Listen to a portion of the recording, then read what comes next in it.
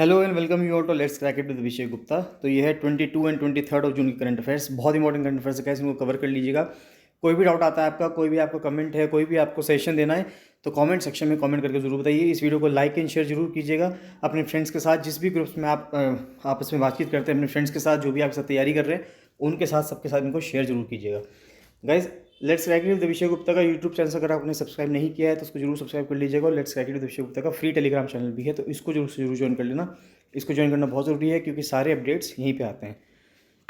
बताना चाहूँगा गैस कि lower PCS mains, FRO mains, RO advocate general mains के लिए प्रिपरेशन बैच चल रहा है। तो जो भी विलिंग कैंडिडेट्स हैं जो चाहते हैं कि आगे अपनी परफॉर्मेंस चेक करें तो वो टेस्ट सीरीज ज्वाइन कर सकते हैं। टेस्ट सीरीज ज्वाइन करने के लिए आप मुझे 7665804421 पर कॉल या मैसेज कर सकते हैं। और इन करंट अफेयर्स की पीडीएफ्स को लेने के लिए भी आप मुझे 7665804421 पर कॉल या मैसेज कर सकते हैं। तो आज का वीडियो कंप्लीट जरूर देखिएगा क्योंकि लास्ट में बहुत ज़्यादा इंपॉर्टेंट क्वेश्चंस भी डिस्कस किए गए हैं, जो क्वेश्चंस आगे आने वाले एग्जाम्स में बहुत आसानी से आपके सामने पूछे जा सकते हैं।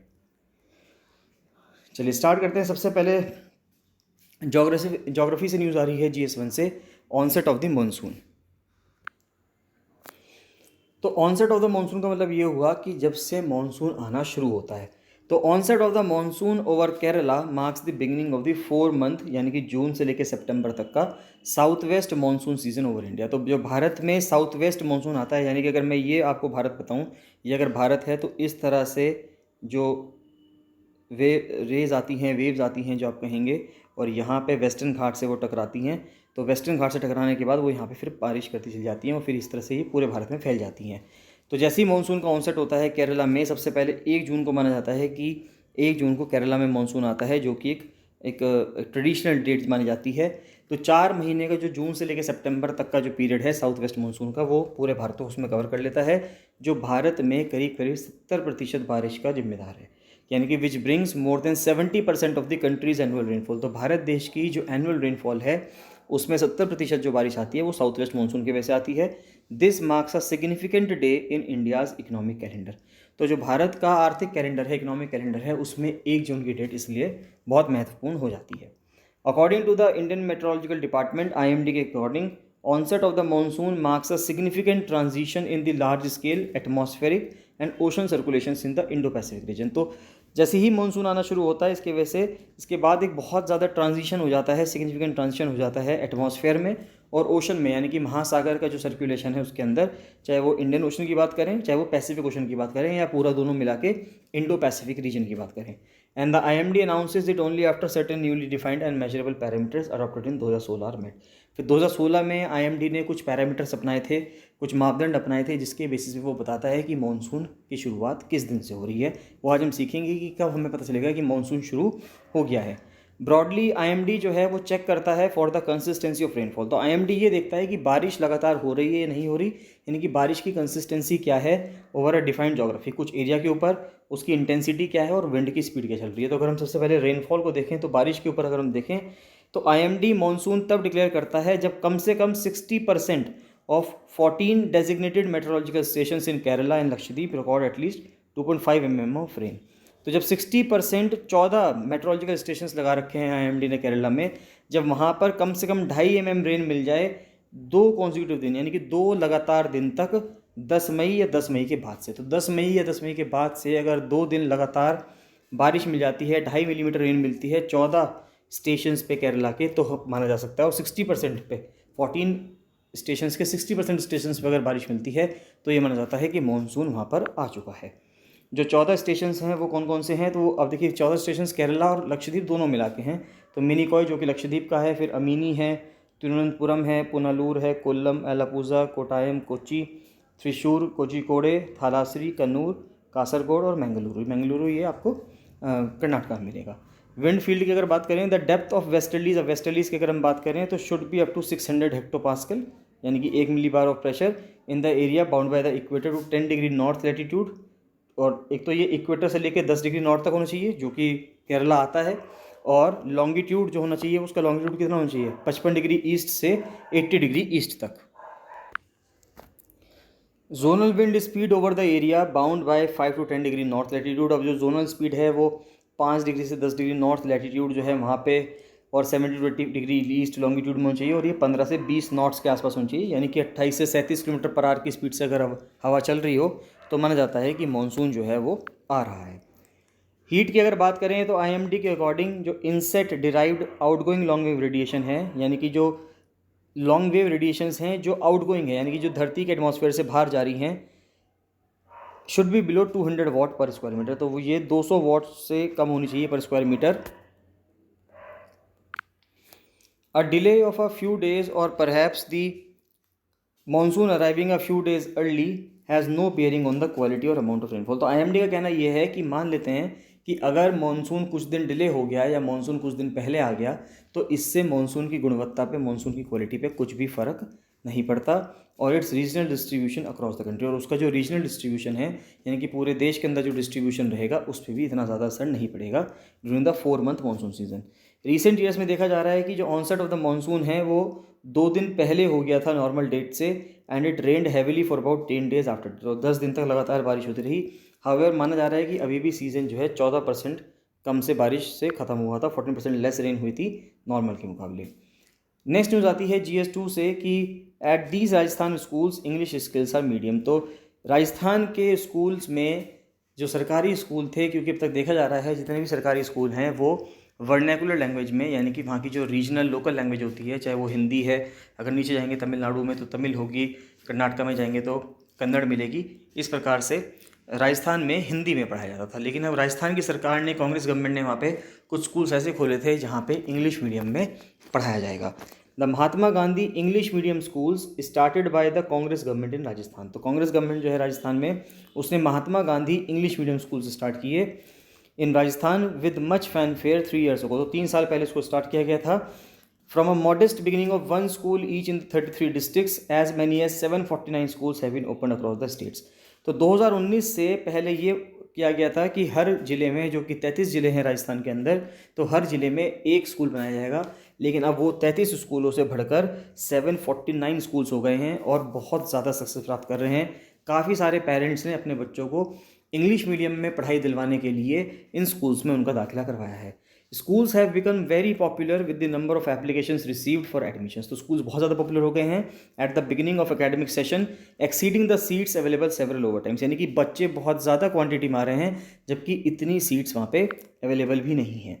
There is a slight problem. तो अब लेकिन दिक्कत कहाँ से शुरू होती है कि इंग्लिश मीडियम स्कूल्स तो बना दिए लेकिन वो टीचर्स ही नहीं मिल रहे जो वहाँ पे इंग्लिश लैंग्वेज में पढ़ा सके, या वो टीचर्स ही नहीं है जिनके अंदर इतनी इंग्लिश की प्रोफिशिएंसी हो कि वो बच्चों को वहाँ पे इंग्लिश में कम्युनिकेशन कर सकें या इंग्लिश में चीज़ें पढ़ा सकें। तो the problem of poor language proficiency, तो पुअर लैंग्वेज प्रोफिशिएंसी की प्रॉब्लम है। Though the state government promised to provide quality education in English medium at the schools, most of their teachers are still unable to converse and teach in the language. Simple सी बात है कि जो teachers हैं वो इस लायक ही नहीं हैं, अभी इस काबिलियत में ही नहीं पहुँचे हैं कि वो उन स्टूडेंट्स को इंग्लिश में पढ़ा सकते हैं, क्योंकि उनका जो बैकग्राउंड रहा है उन टीचर्स का वो बैकग्राउंड नहीं है। अब इसके लिए इनको नए टीचर्स रिक्रूट करने पड़ेंगे जो या तो MA इन इंग्लिश होंगे, PhD इन इंग्लिश होंगे, जिन्होंने इंग्लिश में अपनी पढ़ाई की हो, जो कि वहाँ पे पढ़ा सकेंगे इंग्लिश में। The 2022-23 state budget has announced that 2000 Mahatma Gandhi English medium schools would be set up in the villages and towns of all districts. तो 2022-23 के बजट में राजस्थान गवर्नमेंट ने कहा है कि वो 2000 और स्कूल्स खोलेंगे, Mahatma Gandhi English medium schools.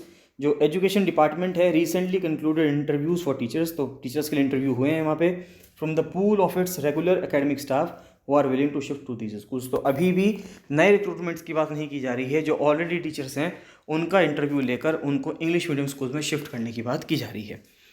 Next एक इंटरनेशनल रिलेशन से न्यूज़ आती है कि ex guerrilla leader Petro elected Colombia's president. तो गुस्तावो पेट्रो जो है उनको नया प्रेसिडेंट बना दिया गया है कोलंबिया का। ये सवाल पूछा जा सकता है, बस इतना ध्यान रखिए। GS3 से न्यूज़ आ रही है। सबसे पहले डिफेंस की न्यूज़ आ रही है कि जो अग्निपथ की स्कीम लाई गई थी उसमें काफ़ी ज़्यादा बवाल भी हुआ था बीच में, उसके ऊपर वीडियो भी बनी है, अगर आपने नहीं देखी है तो आप देख लीजिएगा। तो ये कहा जा रहा है आर्मी के द्वारा कि पहले set of Agniveers will join service in June 2023। तो आर्मी ने पहला नोटिफिकेशन जारी किया है अग्निवीर्स के रिक्रूटमेंट के लिए, और उसमें अग्निपथ स्कीम के तहत उसमें कहा जा रहा है कि पहले जो अग्निवीर्स हैं वो जून 2023 तक ज्वाइन कर लेंगे।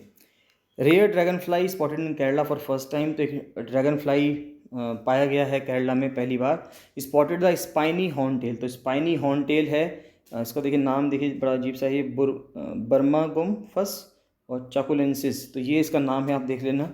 ये एक रीसेंट एक्सपीडिशन में पाया गया है कोत्तियूर फॉरेस्ट में, कन्नूर के केरला में।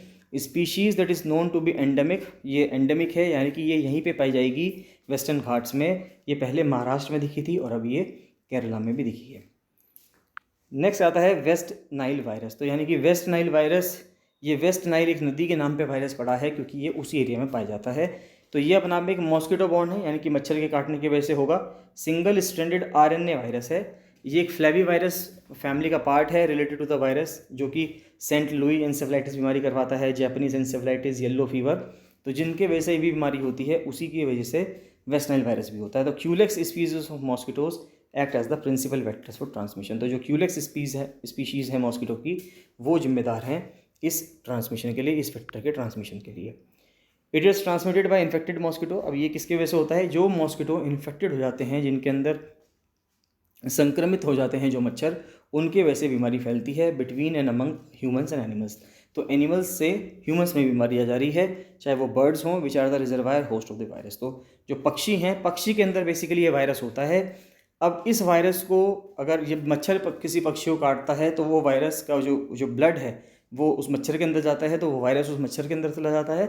और वो सेम मच्छर जब किसी इंसान को काटेगा तो वो जो वायरस है वो मच्छर से इंसानों के अंदर आ जाता है।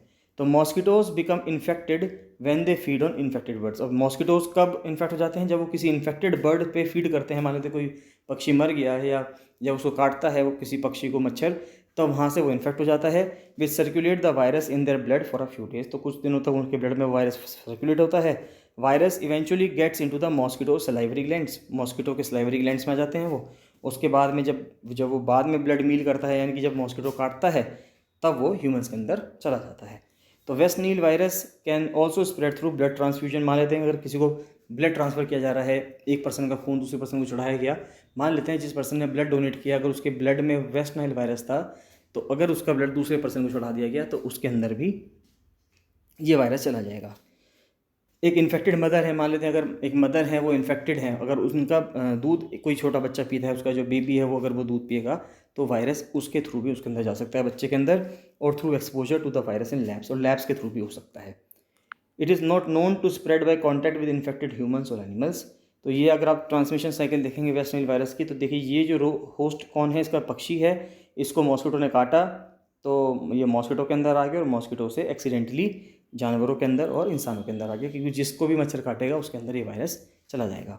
इंक्यूबेशन पीरियड जो है वेस्ट नाइल वायरस का वो 2 से 6 दिन तक का है, लेकिन कभी कभी ये 2 से 14 दिन भी ले लेता है और कभी कभी हफ्ते भी ले लेता है इन इम्यूनो कॉम्प्रोमाइज्ड पीपल। सिम्टम्स की बात करें तो 80% तो डिजीज़ जो है वो एसिम्टोमेटिक है, यानी कि पता ही नहीं चलता इसके सिम्टम्स क्या हैं, या पता ही नहीं चलेगा कि आपको बीमारी हो रखी है। लेकिन जो कुछ लोगों में जो वेस्ट नाइल वायरस या सीवियर वेस्ट नाइल वायरस किसी के अंदर अगर पाया जाता है, तो जो वो 20% केसेस हैं उनके अंदर क्या होगा, उनको बुखार आएगा, सिर दर्द होगा, फेटीग होगा, बॉडी में दर्द होगा, नोजिया, रैश और स्वेलन ग्लैंड्स, यानी कि चीज़ें स्वेल करने लगेंगी। Severe infection can lead to neuroinvasive disease such as West Nile encephalitis या मेनिंजाइटिस या वेस्ट नाइल पोलियोमेलाइटिस या एक्यूट फ्लैसिड पैरालाइसिस, यानी कि जो बीमारी है ये हो सकती है अगर बहुत ज़्यादा इन्फेक्शन फैली है। जो वेस्ट नाइल वायरस है associated Guillain Barre syndrome and radiculopathy have also been reported. Detection, अगर वेस्ट नाइल वायरस की डिटेक्शन के बारे में पता करें तो वायरस जो था सबसे पहले जो आइसोलेट किया गया था ये एक विमेन में किया गया था, यानी कि महिला में किया गया था, युगांडा का जो वेस्ट नाइल डिस्ट्रिक्ट है उसके अंदर 1937 में। It was identified in birds, पहले ये बर्ड्स में पाया गया in the Nile delta region 1953, उसके बाद ही 1953 में पक्षी में पाया गया। तो पता चला कि पक्षी की वजह से ही, बर्ड्स की वजह से ही ये इंसानों में भी फैल रहा है। तो 1997 से पहले West Nile virus was not considered pathogenic for birds, लेकिन उसके बाद एक more virulent strain cause the death in Israel of different bird species presenting signs of encephalitis and paralysis. 99 में एक वेस्ट नाइल वायरस का strain believe to be one circulating in Israel and Tunisia. तो माना जा रहा था कि 1999 में कि एक वेस्ट नाइल वायरस का एक स्ट्रेन है जो इजराइल में, ट्यूनीशिया में घूम रहा है, वो न्यूयॉर्क पहुंच गया और वहाँ पे उसने बहुत बड़ा आउटब्रेक करा, यानी कि वहाँ पे काफ़ी लोगों की मृत्यु हो गई यूनाइटेड स्टेट्स में इसकी वजह से। तो West Nile virus outbreak sites are found along major bird route. अब देखिए ये इंपॉर्टेंट लाइन है, बहुत इंपॉर्टेंट है। कि जो वेस्ट नाइल वायरस का जो आउटब्रेक साइट्स हैं वो कहाँ पे हैं, जो मेजर बर्ड माइग्रेटरी रूट्स हैं, यानी कि जहाँ पर भी पक्षी माइग्रेट करके जाते हैं जगह से दूसरी जगह पे, तो वो एरियाज़ बहुत ज़्यादा ग्रसित है इस बीमारी से। अब देखिए भारत भी सेंट्रल एशियन हाईवे के अंडर आता है, यानी कि भारत से भी कई सारे पक्षी रशिया से भारत की तरफ आते हैं और इधर से भी पास होके जाते हैं। तो अब ये देख सकते हैं कि क्योंकि भारत भी एक जो फ्लाईवे है, जो बर्ड्स का फ्लाईवे है उसमें पड़ता है, तो भारत में भी बहुत ज़्यादा चांसेस हैं कि वेस्ट नाइल वायरस भारत में भी फैल जाए। इंडिया की अगर बात करें तो इंडिया में एंटीबॉडीज़ जो हैं against West Nile virus, West Nile virus were first detected in humans in Mumbai in 1952। तो 1952 में सबसे पहले ह्यूमंस में पाया गया मुंबई में, और वायरस की activity has since been reported in south central and western India में। इसको रिपोर्ट भी किया जाता है, इसके अंदर जो इसकी जो एक्टिविटीज़ हैं उनको मॉनिटर भी किया जाता है। तो West Nile virus has been isolated in India from Culex vishnui mosquito. तो क्यूलेक्स विष्णुई मॉस्किटो से इसको आइसोलेट किया गया था आंध्र प्रदेश में, और तमिलनाडु में किया गया था क्यूलेक्स क्विनक्यूफैसिएटिस मॉस्किटो। देखिए बड़ा अजीब सा नाम है, इसको आप पढ़ लेना प्रोनाउंसिएशन क्या है इसकी।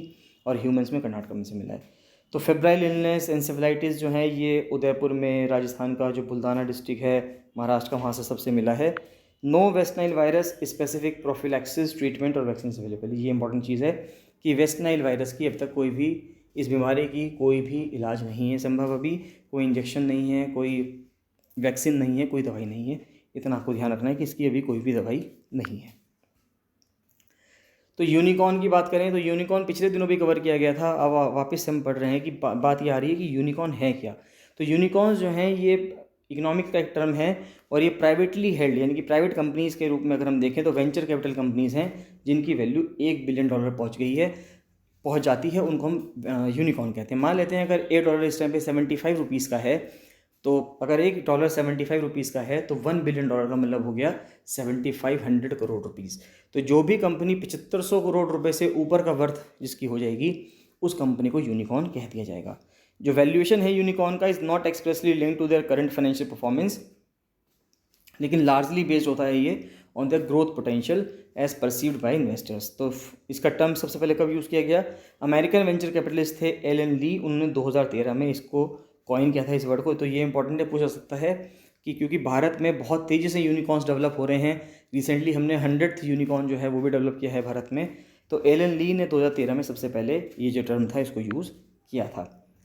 नेक्स्ट आता है इफ़को ने बहुत बड़ी रिसर्च करके एक प्रोडक्ट निकाला है लिक्विड नैनो यूरिया। तो कंट्री का जो पहला लिक्विड नैनो यूरिया प्लांट है उसको कलोल में इस्टेब्लिश किया गया है। This patented product is expected to not only substitute imported urea but to also produce better results in farms. तो ये जो पेटेंटेड प्रोडक्ट है इसको एक्सपेक्ट किया जा रहा है कि ये जो यूरिया हमको इम्पोर्ट करना पड़ता है दूसरे देशों से, आयात करना पड़ता है दूसरे देशों से, उसकी उस पर जो हम भारत की निर्भरता है उसको ऑटोमेटिकली कम कर देगा। जो लिक्विड नैनो यूरिया है produced by Indian Farmers Fertiliser Cooperative Limited, comes in a half litre bottle, price at ₹240। तो जो इफ़को ने इसको बनाया है और आधे लीटर की बॉटल में आ रहा है, ये ₹240 इसका दाम है, and carries no burden of subsidy currently, और उसके ऊपर कोई भी सब्सिडी का बर्डन नहीं है। लेकिन जबकि अगर किसान अगर कोई भी एक यूरिया का बैग खरीदता है तो उसको सरकार बहुत ज़्यादा सब्सिडी पे देती है, यानी कि सरकार का जो फर्टिलाइज़र्स पे जो सब्सिडी का बिल है वो भी बहुत ज़्यादा है। According to IFFCO a bottle of the nano urea can effectively replace at least 1 bag of urea. तो उनका इफ़को का कहना ये है कि अगर आप एक बॉटल जो नैनो यूरिया है उसका इस्तेमाल कर लो, या एक बैग यूरिया का इस्तेमाल कर लो जो बाहर से इम्पोर्ट होकर आता है भारत में, इसकी बात एक ही है। इसका मतलब ये है कि लोग किसान धीरे धीरे जो बाहर से इम्पोर्ट होने वाला यूरिया है उसको बंद करके जो इफ़को के द्वारा बनाया गया जो लिक्विड यूरिया है उसको इस्तेमाल करना स्टार्ट कर देंगे। तो लिक्विड नैनो यूरिया क्या है, तो ये essentially urea in the form of A nano particle. तो नैनो पार्टिकल के रूप में ये यूरिया है। यूरिया अपने आप में केमिकल नाइट्रोजन फर्टिलाइज़र होता है, सफ़ेद होगा कलर में, और आर्टिफिशियली प्रोवाइड करेगा नाइट्रोजन जो कि एक मेजर न्यूट्रिएंट होता है प्लांट्स में। Product has been developed eight IFFCO का जो नैनो बायोटेक्नोलॉजी रिसर्च सेंटर है कलोल में, तो उसके द्वारा इसको बनाया गया है। Apart from reducing the country's subsidy bill, it is aimed at reducing the unbalanced and indiscriminate use of conventional urea। तो अब इसके वजह से ये भी माना जा रहा है कि जो कंट्री का इंपोर्ट बिल है, जो हम आयात करने में जो हम खर्चा कर रहे हैं वो तो ऑटोमेटिकली कम होगा ही, साथ साथ इससे ये भी फ़ायदा होगा कि जो अनबैलेंस्ड और इनडिस्क्रिमिनेट यूज़ है, यानी कि हम जो बहुत ज़्यादा इस्तेमाल कर रहे हैं कन्वेंशनल यूरिया का, वो भी कम होगा। क्रॉप प्रोडक्टिविटी बढ़ेगी, यानी कि जो फसल की उत्पादकता है वो भी बढ़ेगी। सॉइल का जो पोल्यूशन है, पानी का पोल्यूशन, हवा का पोल्यूशन, ये भी कम होगा। ये अच्छी अच्छी बातें कही जा रही हैं। While conventional urea has an efficiency of about 25%, liquid urea की जो है वो 85 to 90% है, ये कहा जा रहा है। कन्वेंशनल यूरिया कहा जा रहा है कि वो क्रॉप्स में फेल हो रहा है, कि वो जो डिज़ायर्ड रिजल्ट हमें चाहिए, जो हम चाहते हैं कि ये असर हो उस यूरिया को डालने से, वो नहीं हो रहा। तो माना जा रहा है कि लिक्विड यूरिया को डालने से वो असर होगा। Liquid nano urea is spread directly on the leaves. अब लिक्विड नैनो यूरिया क्या करेंगे, डायरेक्टली पत्तियों पे देंगे, जिससे कि वो जो है प्लांट के अंदर धीरे धीरे डायरेक्टली एब्सॉर्ब हो जाएं। जो फर्टिलाइजर्स हैं in nano form provided targeted supply of nutrients to crops. अब नैनो पार्टिकल्स से क्या फ़ायदा होगा कि टारगेटेड सप्लाई होगी, यानी कि जहाँ पे हम टारगेट करना चाह रहे हैं, डायरेक्ट जो यूरिया है वो डायरेक्ट वहीं पे जाएगा। तो इफ़को का ये एडवाइस है कि 2 से 4 ml जो है नैनो यूरिया की, उसको 1 लीटर पानी में मिलाया जाए और क्रॉप की लीव्स पे, पत्तियों पे उसको छिड़का जाए। तो ये कहना है इफ़को का। नेक्स्ट आता है डच डिसीज़। अब देखिए डच डिसीज़ इकोनॉमिक्स का टर्म है। ये सवाल बहुत इंपॉर्टेंट सवाल हैं, ये जो PCS एग्जाम्स हैं या जो UPSC कभी पूछ लेता है कि डच डिसीज़ क्या है। तो डच डिसीज़ अगर देखें तो ये इकोनॉमिक्स का एक टर्म है, जो यहाँ पे एक फिनोमिना है ये, जब एक देश के अंदर witness uneven growth across sectors, यानी कि जब कोई देश किसी एक सेक्टर में तो बहुत ज़्यादा ग्रोथ दिख रहा हो और बाकी सेक्टर में ग्रोथ उसके सेक्टर्स में ना हो रही हो उस कंट्री में, तो यानी कि जब अनइवन ग्रोथ होती है अलग अलग सेक्टर्स में किसी देश के अंदर, तो उसको हम डच डिसीज़ कहते हैं। ये इस डिसीज़ का नाम इसलिए पड़ा क्योंकि नीदरलैंड्स जो है, यानी कि डच जो है, वो एक बार इस चीज़ से गुजर चुके हैं। तो witness uneven growth across sectors due to the discovery of natural resources specially large oil reserves. तो बेसिकली इस वजह से होता है, मान लेते हैं अगर आपके देश में कोई नेचुरल रिसोर्स की डिस्कवरी हो गई, बेसिकली ऑयल रिजर्व्स की, यानी कि तेल का भंडार आपके यहाँ अगर देश में मिल जाता है, तो ये सबसे ज़्यादा दिक्कत आती है कि डच डिसीज़ जो है वहाँ पे हो जाए। According to the concept when a country discovers natural resources and starts exporting them. मान लेते हैं अगर किसी देश के अंदर कोई नेचुरल रिसोर्स मिल जाए, जैसे कि तेल मिल जाए, और वो उसको स्टार्ट कर दे एक्सपोर्ट करना to the rest of the world, it causes the exchange rate of the currency to appreciate significantly. जो एक्सचेंज रेट है एक तो करेंसी का, वो तेज़ी से बढ़ जाएगा, and in this in turn discourages the exports from other sectors. और मान लेते हैं कि अगर आपके देश ने एक्सपोर्ट करना बहुत तेज़ी से शुरू कर दिया किसी एक क्वांटिटी को, तो उसकी वजह से क्या होगा कि आपकी जो करेंसी होगी वो मजबूत होनी शुरू हो जाएगी। अगर आपकी करेंसी मजबूत होगी और दूसरे देशों के मुकाबले महंगी हो जाएगी, तो इसके वजह से क्या होगा कि जो दूसरे सेक्टर्स हैं आपके देश के अंदर, जो दूसरे और लोग काम कर रहे हैं एक्सपोर्ट में और किसी प्रोडक्ट्स में, वो चीज़ें भी महंगी हो जाएंगी एक्सपोर्ट करनी, तो दूसरे देश जो हैं उनको ख़रीदना आपके देश से बंद कर देंगे, while encouraging the import of cheaper alternatives. और जो उसके मुकाबले सस्ता ऑल्टरनेटिव होगा किसी दूसरे देश से, उसको मंगाना शुरू कर देंगे। यानी इसका मतलब क्या हुआ कि तेल मिलने से आपके देश को तो खुशी हुई, आपको खुशी हुई कि आपके देश को जो है अब तेल बेचेंगे तो उससे बहुत ज़्यादा अर्न होगा, बहुत ज़्यादा प्रॉफिट मिलेगा, लेकिन उसके वजह से जो आपकी करेंसी में अप्रिसिएशन आ गया, जो आपकी करेंसी की वैल्यू स्ट्रांग हो गई, उसके वजह से जो दूसरे प्रोडक्ट्स थे अब उनका जो निर्यात था वो अब बंद हो गया। While the idea was first proposed by economist Peter Neary. तो पीटर नियरी द्वारा सबसे पहले ये आइडिया प्रपोज किया गया था, मैक्स कॉर्डन द्वारा किया गया था 1982 में। जो टर्म है Dutch disease was first coined by the economist in 1977। तो डच डिसीज़ जो टर्म है ये कॉइन किया गया था इकोनॉमिस्ट के द्वारा, बाय द इकोनॉमिस्ट के द्वारा 1977 में, to describe the decline in the manufacturing industry in the Netherlands. तो नीदरलैंड्स की जो मैन्युफैक्चरिंग इंडस्ट्री थी, क्योंकि वो उसका वो पूरी ख़त्म हो गई, इस वजह से उसमें डिक्लाइन आ गया, तो इस वजह से डच डिजीज़ का नाम दिया गया।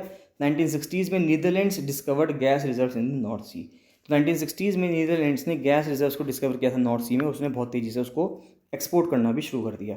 तो सब्सिक्वेंट एक्सपोर्ट जो करा उसने तेल का, और अप्रिसिएशन जो हुआ डच की करेंसी में, तो जो डच एक्सपोर्ट्स थे जितने भी नॉन ऑयल प्रोडक्ट्स थे वो सब में कम हो गए। एम्प्लॉयमेंट जो है, अनएम्प्लॉयमेंट जो है वो 1.1 से 5.1% तक पहुंच गया। यानी कि अगर आप देख सकते हैं कि तेल मिलने से जो अच्छा होना चाहिए था देश के लिए, वो अच्छा ना होकर वो क्या हो गया, उस देश के लिए वो बुरा बन गया। नेक्स्ट आता है IIT Madras to set up 5G test bed for army. तो आर्मी के लिए IIT मद्रास जो है 5G टेस्ट बेड सेटअप करने जा रहा है। तो IIT Madras along with the army training command establish करेगा 5G test bed military college of telecommunication engineering में, जिससे कि वहाँ पे 5G टेक्नोलॉजी को आर्मी के लिए इस्तेमाल करने के लिए वहाँ पे ट्रेनिंग दी जा सके। कुछ फिल्म्स के लिए फैक्ट्स देख लेते हैं कि एक पूसा बहार है, पूसा बसंती है और पूसा नारंगी है। ये मैरीगोल्ड फ्लावर्स के टाइप्स हैं। तो इंपॉर्टेंट चीज़ें पूछ सकते हैं आपसे कि पूसा बहार, पूसा बसंती, ये भी न्यूज़ में थे, ये क्या चीज़ें हैं। तो ये मैरीगोल्ड जो फ्लावर है उसकी टाइप्स हैं, बस आपको इतना ध्यान रखना है। कुछ इंपॉर्टेंट क्वेश्चन देख लेते हैं। तो सबसे पहला सवाल आता है कि 44th जो चेस ओलंपियाड है वो होने जा रहा है तमिलनाडु में। तो उसके ऊपर सबसे पहला सवाल आता है कि कौन यंगेस्ट वर्ल्ड चेस चैंपियन बना था 22 साल की उम्र में, 22 साल और 210 की उम्र में। तो ये है गैरी कैस्परोव। उसके बाद who was the youngest to become a grandmaster, कौन ग्रैंड मास्टर बना 12 साल 4 महीने और 25 दिन की उम्र में, अभिमन्यु मिश्रा बने हैं। पहला इंटरनेशनल मास्टर कौन है, मैनुअल आरोन है। और 2016 में कौन यंगेस्ट इंटरनेशनल मास्टर बना था हिस्ट्री में 10 साल की उम्र में, 10 साल 10 महीने 19 दिन की उम्र में। तो ये बने थे रामेश बाबू प्रगनंथा। तो ये जो थे ये सबसे ज़्यादा कम उम्र में, सबसे कम उम्र में 10 साल की उम्र में ही ये यंगेस्ट इंटरनेशनल मास्टर बने हैं। 21 जून को मार्क किया जाता है कि ये साल का लॉन्गेस्ट डे होता है नॉर्दर्न हेमिस्फीयर में। इसको समर सॉलिस्टिस भी कहा जाता है, यानी कि इसके बाद अब सूरज नीचे की तरफ जाना शुरू कर देगा, इक्वेटर की तरफ जाएगा, भूमध्य सागर की तरफ या भूमध्य रेखा की तरफ जाना शुरू कर देगा। तो अब इसके ऊपर कुछ क्वेश्चन बनते हैं। तो सबसे पहला सवाल आता है कि what is the word use to describe the moment in the time, यानी कि उस समय का वर्णन करने के लिए किस शब्द का प्रयोग किया जाता है। When the sun crosses the earth equator, जब सूरज जो है वो अर्थ के इक्वेटर को क्रॉस करता है। विच इज़ टू से appears directly above the equator, यानी कि हम ये कहें कि जब सूरज सिर्फ और सिर्फ इक्वेटर के डायरेक्ट ऊपर होता है तो उसको हम क्या बोलते हैं, तो उसको हम इक्विनॉक्स बोलते हैं।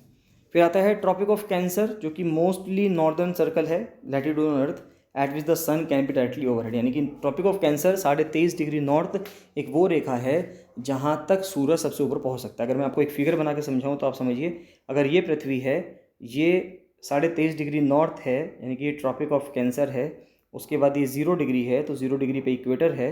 और ये 23.5 डिग्री साउथ है, यानी कि ये ट्रॉपिक ऑफ कैप्रिकॉर्न है। तो जब सूरज है, सूरज जब यहाँ से चलना स्टार्ट करता है तो सबसे पहले यहाँ पे जाता है, और जब यहाँ पे जाएगा तो ये 21 जून की डेट होगी। उसके बाद फिर ये वापस आएगा यहाँ पे, फिर ये यहाँ तक जाएगा जो कि 22 दिसंबर की डेट होगी, और ये वापस ऊपर आएगा। तो 21 जून की डेट को सूरज मैक्सिमम से मैक्सिमम 23.5 डिग्री नॉर्थ तक जाता है, ट्रॉपिक ऑफ कैंसर तक जाता है। तो सवाल यही पूछ रहा है कि हाईएस्ट माउंटेन क्या है जो ट्रॉपिक ऑफ कैंसर से एडजेसेंट है। तो वह है यूशान, ताइवान की एक माउंटेन है जो कि ट्रॉपिक ऑफ कैंसर के ऊपर से, या ट्रॉपिक ऑफ कैंसर जो कि इसके ऊपर से जाता है। नेक्स्ट आता है कि these cycles describe the collective effects of changes in the earth's movements on its climate over thousands of years. तो हज़ारों साल से जो साइकिल्स हैं ये डिस्क्राइब करती हैं कि कुछ इफेक्ट हुआ है धरती के मूवमेंट की वजह से क्लाइमेट पे। जो टर्म है इसको कॉइन किया गया था और नेम किया गया है एक सर्बियन जियोफिजिस्ट के नाम पे। तो उनका नाम क्या है, उनका नाम है मिलानकोविच साइकिल्स। तो मिलानकोविच उनका नाम है और उनके नाम पे मिलानकोविच साइकिल्स जो है वो नाम पड़ा है। What are the continents that the Tropic of Capricorn passes through. तो ट्रॉपिक ऑफ कैप्रिकॉर्न जो है ये कहाँ कहाँ से पास होती पूछा जा रहा है। तो ये होती है ऑस्ट्रेलिया से, अफ्रीका से, साउथ अमेरिका से। माही रिवर, इंटरेस्टिंगली माही रिवर भारत में ट्रॉपिक ऑफ कैंसर को 2 बार कट करने वाली इकलौती नदी है। तो पूछा जा रहा है कि द माही रिवर ये ओनली रिवर है भारत में जो ट्रॉपिक ऑफ कैंसर को 2 बार कट करती है। तो कौन कौन से राज्य हैं जिनमें कट करती है। तो एक बार मध्य प्रदेश में करती है, एक बार गुजरात में करती है। फिर है there is a natural light display in the earth sky, जो कि हाई लेट्यूड में मिलता है, तो इसको ओरोराज कहते हैं, बहुत ही फेमस है। अगर आप नॉर्वे जाएंगे, फिनलैंड जाएंगे, वहाँ पे आपको आसानी से दिखने के लिए मिल जाएंगे। This is the point on the earth surface at 0 degree latitude या 0 डिग्री लॉन्गिट्यूड पे है, वेयर द प्राइम मेरिडियन और इक्वेटर इंटर, जहाँ पे भी प्राइम मेरिडियन और इक्वेटर इंटरसेक्ट कर रहा है उस जगह का नाम पूछा रहा है। ये गल्फ ऑफ गिनी में एक जगह है, इसको नल आइलैंड भी कहते हैं। तो इसके बाद एक क्वेश्चन और आता है लास्ट कि जीएमटी की फुल फॉर्म पूछी जा रही है। तो जीएमटी की फुल फॉर्म होती है ग्रीनविच मीन टाइम। तो दैट इज़, तो ये हैं 22 और 23 जून के बहुत ही important current affairs guys, cover कर लीजिए आप इनको। कुछ भी आपको डाउट आता है आपको तो आप मुझे कमेंट सेक्शन में कमेंट करके जरूर बताइए। बाकी मिलते हैं नेक्स्ट वीडियो में। So thank you and bye bye.